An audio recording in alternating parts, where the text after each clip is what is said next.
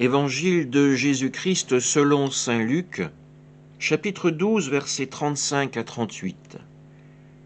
En ce temps-là, Jésus disait à ses disciples : « Restez en tenue de service, votre ceinture autour des reins et vos lampes allumées. Soyez comme des gens qui attendent leur maître à son retour des noces, pour lui ouvrir dès qu'il arrivera et frappera à la porte. Heureux ces serviteurs-là, que le maître à son arrivée trouvera en train de veiller. Amen, je vous le dis, c'est lui qui, la ceinture autour des reins, les fera prendre place à table et passera pour les servir. S'il revient vers minuit ou vers 3 heures du matin et qu'il les trouve ainsi, heureux sont-ils. Acclamons la parole de Dieu. Jésus nous invite à partager son espérance et sa joie. En effet, les serviteurs qui attendent le retour de leur maître sont comme ceux qui attendent leur maître au retour de ses noces, d'un événement heureux. Ces noces, c'est l'alliance de Dieu avec l'humanité, une alliance rénovée par la résurrection du Christ, par le pardon de nos péchés.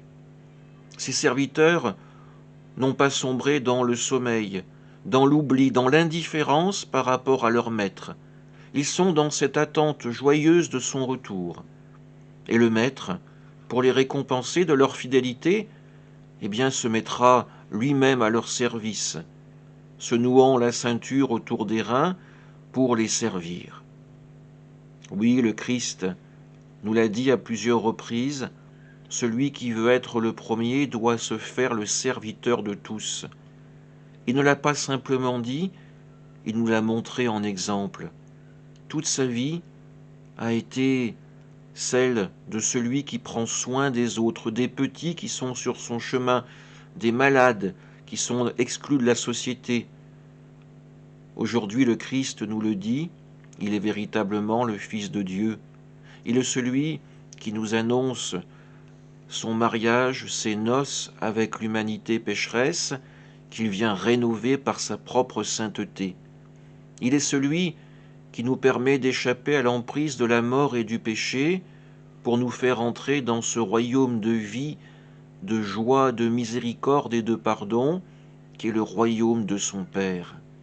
Il est l'époux qui tend sa main vers son épouse, vers son Église, afin de la rénover également. Soyons dans la même joie que les serviteurs témoins de cette scène, soyons dans la même joie que l'Église elle-même, aimée par le Seigneur. Amen.